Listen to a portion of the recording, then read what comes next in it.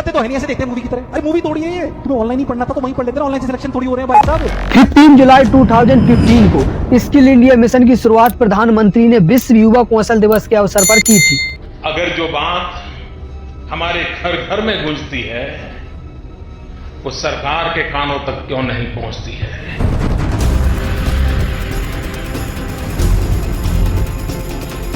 ITI, इसके तो क्या कहने, इसका सर्टिफिकेट तो आपको घर बैठे मिल जाएगा। ITI इंडस्ट्रियल ट्रेनिंग इंस्टीट्यूट, जिसके नाम में ही ट्रेनिंग है, उसमें आज वही नहीं रहा है। ITI जैसे सेक्टर में आज एक अलग प्रकार की भसड़ मची हुई है। Qualifications are qualification. Qualifications is not knowledge. Germany व्यावसायिक शिक्षा प्रणाली, जहां युवा बेरोजगारी 6% है, और फ्रांस जहां 22% युवाओं के पास नौकरी नहीं है। एक हैदराबाद रिपोर्ट के अनुसार वहां के कई बीटेक और MBBS पास युवाओं ने नौकरी न मिलने पर स्विगी के साथ काम करना शुरू किया। अपने जवानी को मैंने पूरा दफना दिया। सरकारी किसी को नौकरी हो जाएगा तो भगवान से भेंट हो जाएगा। बिहार में कुकुर मुत्तों की तरह खुले हैं कोचिंग संस्थान। यहाँ का युवा ना सर काम नहीं करना चाहता, इसलिए सरकारी की तरफ भागता है। रियलिटी है, this is hard reality. Foreign education system को ध्यान में रखते हुए दिल्ली सरकार ने शिक्षकों को फॉरेन पढ़ने और एक्सपीरियंस लाने भेजा था, ताकि भारतीय एजुकेशन सिस्टम में अपडेट ला सके। लेकिन शकुनी जैसा मोटिवेशन हो, शकुनी भी बहुत बड़ा मोटिवेटर था। आजकल के ज्यादातर मोटिवेशनल स्पीकर शकुनी जैसे ही है। दुर्योधन से पूछा भी नहीं जा रहा है कि दुर्योधन तू ये सब जो करना चाहता है, पाना चाहता है, क्यों पाना चाहता है। शकुनी भी दुर्योधन को यही बोलता होगा, लगे रहो भांजे, इस बार तो पाके छोड़ेंगे। शकुनी जैसे मोटिवेशनल स्पीकरों ने युवाओं के उनके जीवन के सबसे अनमोल पल, उनके जवानी के पल को बर्बाद करने का ठेका ले रखा। एलिगेंस लगते है कि मेहनत नहीं करते होंगे, जितना कंसिस्टेंसी के साथ और जितनी खराब परिस्थिति में गांव का लड़का पढ़ लेता है ना, उतने में कुछ लोगों को ट्रॉमा हो जाए।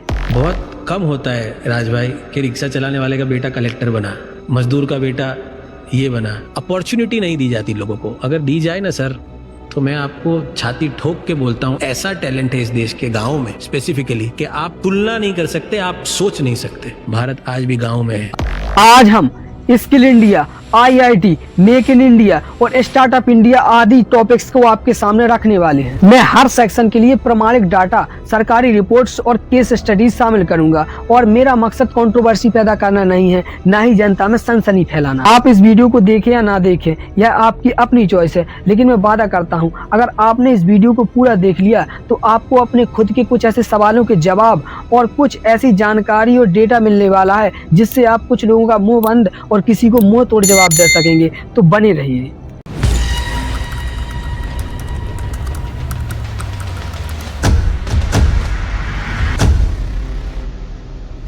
भारत में शिक्षित युवा पारंपरिक और पारदर्शी नौकरियों के बीच फंस रहे हैं।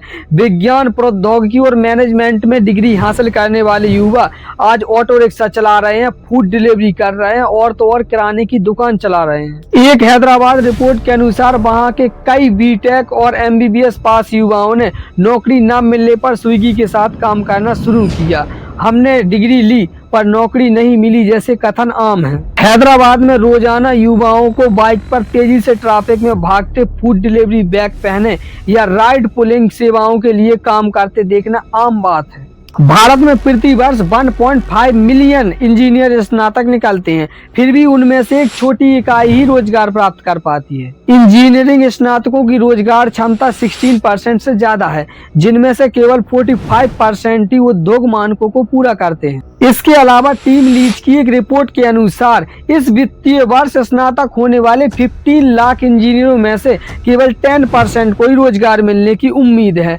रिपोर्ट के अनुसार इसका मुख्य कारण इंजीनियरिंग स्नातकों के बीच कौशल का अंतर है। एक डिलीवरी बॉय जो एक बीटेक ग्रेजुएट है ने कहा कि हमने कड़ी मेहनत कर पढ़ाई की और डिग्री हासिल की, लेकिन हमें एक ढंग की नौकरी न मिली। कारणों में कौशल अभाव और शिक्षा उद्योग संघ के अभाव से युवा कागजी अधिकारी बनकर रह गए हैं। पढ़े लिखे युवाओं में बेरोजगारी अब पुरानी बात है। अंतर्राष्ट्रीय श्रम संगठन ILO की रिपोर्ट बताती है कि भारत में बेरोजगारी में नौजवानों की हिस्सेदारी 83% तक पहुंच चुकी है। सोचो जरा, एक देश जिसमें करोड़ों युवा हैं और उनमें से अधिकतर कुछ न कुछ तैयारी कर रहे हैं। एक बात सोचो, ये भारत है भाई, यहाँ पर 140 करोड़ से ज़्यादा आबादी है और हर साल लाखों लोग अपनी नौकरी की उम्र में पहुँचते हैं। ऐसे में क्या सभी को नौकरी दी जा सकती है? साफ जवाब है नहीं। सरकार बेवकूफ़ नहीं है, उसे अच्छे से पता है कि क्या हो सकता है और क्या नहीं। उन्हें पता है कि इस देश की सबसे बड़ी ताकत क्या है, यूथ, और सबसे बड़ा डर अनएम्प्लॉयड यूथ। क्योंकि जब करोड़ों बेरोजगार एक साथ सवाल पूछते हैं तो सत्ता हिल जाती है। ऐसे में क्या किया जाए? सिंपल फॉर्मूला, सभी को एक सपना दिखा दो और उस सपने तक पहुंचने का एक रास्ता बना दो, तैयारी। अब देखो, सभी को नौकरी नहीं दी जा सकती, लेकिन तैयारी का सपना सभी को दिखाया जा सकता है। सब कुछ मिलेगा सिवाय नौकरी के, और हम दिन रात मेहनत कर रहे हैं सिर्फ इस उम्मीद में कि शायद इस बार सिलेक्शन हो जाए। लेकिन हकीकत क्या है? सीटें घट रही हैं, कंपटीशन बढ़ रहा है और अंदर ही अंदर फ्रस्ट्रेशन पल रहा है। लेकिन कोई सवाल नहीं पूछता, क्योंकि सबको लगता है कि शायद मेरी ही प्रिपरेशन में कोई कमी रह गई, मैं ही कमज़ोर हूँ। नहीं भाई, तुम कमजोर नहीं हो, ये सिस्टम ही ऐसा डिजाइन किया गया है। और शायद इसलिए कहीं ऐसा तो नहीं कि तैयारी ही आज का सबसे बड़ा डिस्ट्रैक्शन बन चुकी हो। नौकरी नहीं मिली कोई बात नहीं, अगली बार ट्राई कर लेना। इस चक्कर में एक पूरी जनरेशन सिर्फ ट्राई ही कर रही है। वीडियो में आगे बढ़ने से पहले मैं आपको बता दूं, मुझे कोई एक्सपीरियंस तो नहीं है, लेकिन फिर भी कहना चाहूँगा कि 12 के बाद जितने टाइम में आपका ग्रेजुएशन हो, आपकी डिग्री कंप्लीट हो, सिर्फ उतने समय में ही गवर्नमेंट जॉब की तैयारी करें। इसके बाद अगर 2-4 साल और लगने वाले हैं तो बिल्कुल भी मत देना। छोटा ही सही, लेकिन अपना खुद का कुछ करने लग जाना। लाखों की संख्या में सिर्फ चंद सीटें निकलती हैं तो गवर्नमेंट उन्हीं का ढिंढोरा पीटती रहती है। ये बिल्कुल वैसे ही है कि राशन जो थमाया सेल्फी के साथ, जो भूख से मर रहा था वो गैरत से मर गया। तो अब हम अपनी गिल्ट में मर रहे हैं कि लोगों का सिलेक्शन हो तो रहा है, शायद हम में ही कोई कमी है। और मीठे लफ्जों के साथ बांध कर जो गांठ कह दोगे अपने प्रीतम से कि मैं आऊँगा प्रिय, सच ये है कि नहीं आ पाओगे, तब तक बहुत देर हो जाएगी। वो कहते हैं ना कि चंद लम्हे में बरसात चली जाएगी, मेरे आसे की हंसी रात चली जाएगी, नौकरी ढूंढता रह जाएगा तू शहर में, उसे लेकर कोई बारात चली जाएगी। जल्दी कामयाब नहीं हुए तो वही थैनोस वाली लाइन कि आप कामयाब हुए, क्या खोया आपने? सब कुछ। और कहीं ऐसा नहीं कि ताउम्र के लिए जहन में एक लाइन गूंजती रह जाए कि हमें महरूम तमन्ना के भरी दुनिया में अपने हिस्से की मोहब्बत भी ना खरीद सके। अब हम अपने अगले टॉपिक्स पर आते हैं। ITI, इंडस्ट्रियल ट्रेनिंग इंस्टीट्यूट, जिसके नाम में ही ट्रेनिंग है उसमें वही नहीं है।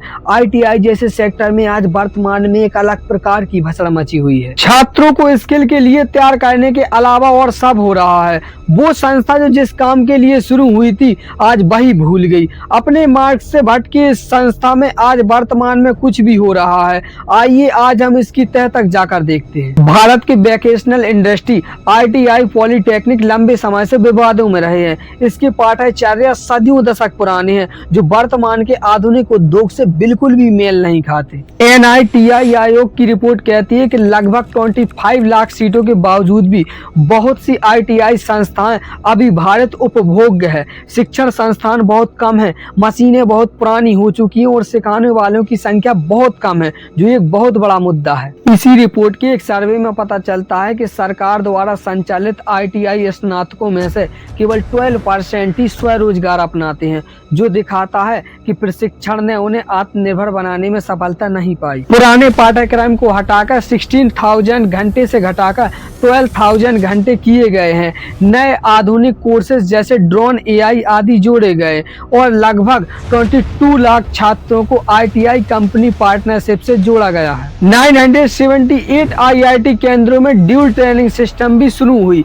फिर भी चुनौती, बहुत कम संस्थानों का वास्तविक प्रशिक्षण उद्योग में काम आ रहा है, क्योंकि इंजीनियरिंग और तकनीकी बहुत आगे निकल चुकी है, लेकिन हमारे पास वही पुराना घिसा पिटा सिलेबस है। वर्तमान में IIT बहुसंख्यक में कोर्स आज भी सिविल फिटर और ट्रेनर जैसे पुराने कोर्स हैं। कंप्यूटर और डिजिटल ट्रेनिंग बहुत कम है। सरकारी आंकड़ों के मुताबिक 2014 के बाद IIT की संख्या बढ़ी, 8,953 से बढ़कर 14,993 हो गई, पर उद्योग सहभागिता सिर्फ चुनिंदा केंद्रों तक सिमटी हुई है। अब हम इसकी भसड़ पर आते हैं। ITI पास स्टूडेंट का मतलब है कि उसने किसी प्रौद्योगिकी प्रशिक्षण संस्थान से किसी विशेष ट्रेड जैसे इलेक्ट्रीशियन, फिटर, वेल्डर और मैकेनिक आदि में व्यवहारिक और तकनीकी प्रशिक्षण प्राप्त किया है। ITI डिग्री का महत्व इस बात से है कि यह एक व्यक्ति को कुशल और रोजगार पूर्वक बनाती है, न सिर्फ किताबी ज्ञान बल्कि सीधे उद्योगों में काम आने वाला प्रैक्टिकली स्किल पर केंद्रित होती है। अगर आप BA, BTech या BCom आदि की डिग्री दिखाते हैं तो इससे यह सिद्ध होता है कि आप एक एजुकेटेड पर्सन हैं।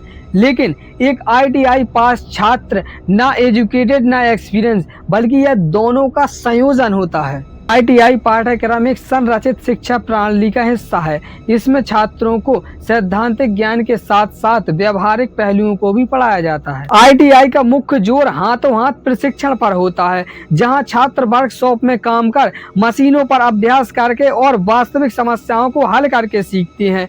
यह व्यवहारिक प्रशिक्षण उन्हें उद्योगों में काम करने के लिए आवश्यक अनुभव प्रदान करता है। ITI संस्थान एक समय था जब ये अपने बच्चों के एजुकेटेड और एक्सपीरियंस के नाम से जानी जाती थी, लेकिन आज वह मजाक बनकर रह गई है। एक समय था जब ITI का सर्टिफिकेट देखने पर पता लग जाता था कि यह व्यक्ति एजुकेटेड और एक्सपीरियंस का मिश्रण है, लेकिन आज यह पूरी तरह गलत साबित है, क्योंकि ना तो आज आपको प्रौद्योगिकी प्रशिक्षण संस्थान जाने की जरूरत है, ना ही आपको प्रैक्टिकल करने की जरूरत है। बस आप अपने हिस्से की फीस जमा करो और आपको आपका पास आउट सर्टिफिकेट मिल जाएगा। ITI का पास आउट सर्टिफिकेट ऐसी संस्था जिसका सर्टिफिकेट से दूर दूर तक लेना देना नहीं है, क्योंकि उसकी शुरुआत ही इसलिए हुई थी कि आदमी में कौशल पैदा हो सके ताकि वो स्वयं रोजगार उत्पन्न कर सके। आज वह इन कागजों में सिमट कर रह गई है। सोचिए जरा, वो व्यक्ति जो कभी प्रौद्योगिकी प्रशिक्षण संस्थान नहीं गया, जिसने एक भी दिन ट्रेनिंग नहीं ली, वो इस सर्टिफिकेट का हकदार कैसे हो सकता है? और मैं यह सब इसलिए कह पा रहा हूँ क्योंकि मेरे पास में ये एक लड़का है जिसने लगभग 40,000 के करीब कॉलेज को अमाउंट दिया और आज उसके पास फिटर का पास आउट सर्टिफिकेट है। इमेजिन कीजिए कि उसका सिर्फ सर्टिफिकेट किसी काम का नहीं है, बल्कि वह भी किसी काम का नहीं है। अब बात करते हैं स्किल इंडिया की शुरुआत। स्किल इंडिया की शुरुआत 15 जुलाई 2015 को प्रधानमंत्री ने विश्व युवा कौशल दिवस के अवसर पर की थी, जिसमें 2020 तक लगभग 40 लाख युवाओं को विभिन्न कौशलों में प्रशिक्षित करने का लक्ष्य रखा गया था। इस अभियान का उद्देश्य देश को आत्मनिर्भर बनाना और उद्योगों की मांग तथा श्रम की योग्यता के बीच का जो गैप है उसे पूरा करना था, जिसका टैगलाइन कौशल भारत कुशल भारत रखा गया। इस मिशन के तहत कई स्कीमें चलाई गई, जैसे प्रधानमंत्री कौशल विकास योजना, प्रधानमंत्री ऋण योजना आदि, ताकि युवाओं को प्रमाणित कौशल प्राप्त हो सके, जिससे उन्हें सम्मानजनक रोजगार के अवसर प्रदान हो। सरकार का दावा है कि इसके पहले चरण में लगभग लाखों युवाओं को प्रमाण पत्र रोजगार मिले। उदाहरण के लिए एक अवसर में 2.33 लाख ITI प्रशिक्षितों को प्रमाण पत्र और 18,000 से अधिक को नौकरी के ऑफर दिए गए। अब धीरे धीरे यह पाया गया कि प्रशिक्षण कोर्स की अवधि बहुत छोटी हो गई है और गुणवत्ता पर सवाल उठने लगे।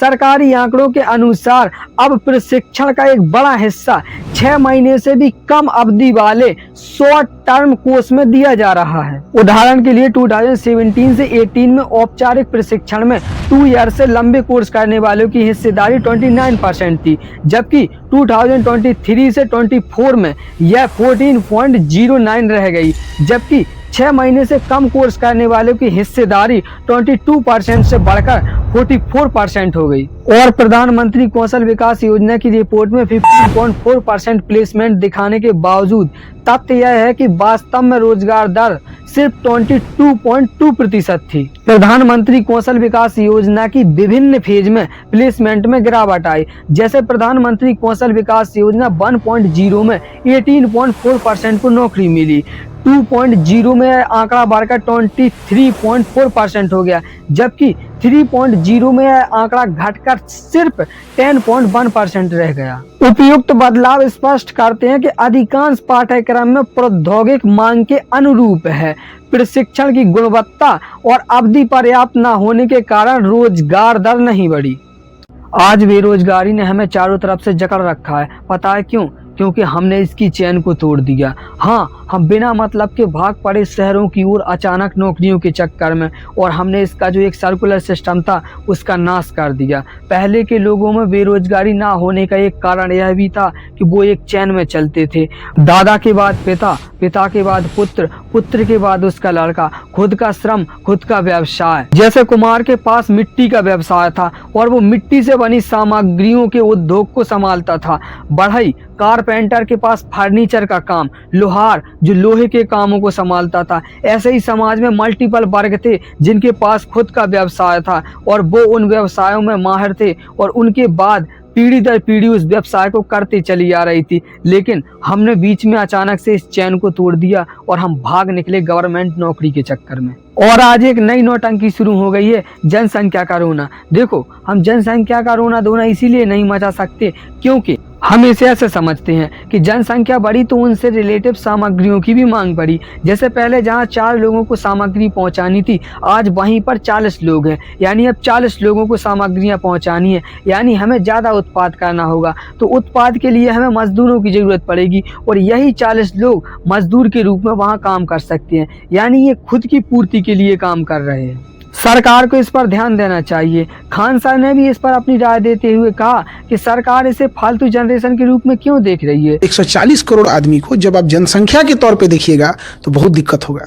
जिस दिन वो आपको वर्क फोर्स दिखने लगेगा, जिस दिन आपको वो दिखने लगेगा कि स्किल्ड है, वो दिखने, तब बोझ नहीं बनेगा वो। भारत युवा वाला देश है, वो भी मेहनती युवा। क्यों ना इसे एक वर्कर के रूप में देखा जाए। आज अगर आपको जल्दी घर बनवाना है तो आप कैसे बनवाएंगे? सीधी सी बात है, ज्यादा कर्मचारी लगाकर, क्योंकि ज्यादा कर्मचारी जब एक साथ काम करेंगे तो काम तेज गति से पूरा होगा। भारत में एक बहुत बड़ी जनसंख्या काम की तलाश में बैठी है, तो क्यों ना गवर्नमेंट इंफ्रास्ट्रक्चर जैसे रोड, हॉस्पिटल, एयरपोर्ट आदि जो सालों तक चलते हैं, क्यों ना इस भीड़ को उसमें लगाकर जो सालों का काम है उसे कुछ ही महीनों में समाप्त किया जाए, जिससे देश का विकास भी बहुत तेजी से होगा और उन लोगों को रोजगार भी मिलेगा। माना सभी लोग श्रम करने के लिए तैयार नहीं है, लेकिन एक बहुत बड़ी आबादी है जो इस काम के लिए भी तैयार है, तो क्यों ना उन्हें अलग अलग सेक्टरों में भेजकर उन सेक्टरों का तीव्र गति से विकास किया जाए, जिससे भारत न केवल चुनिंदा सेक्टरों में बल्कि सभी में उभर कर सामने आए।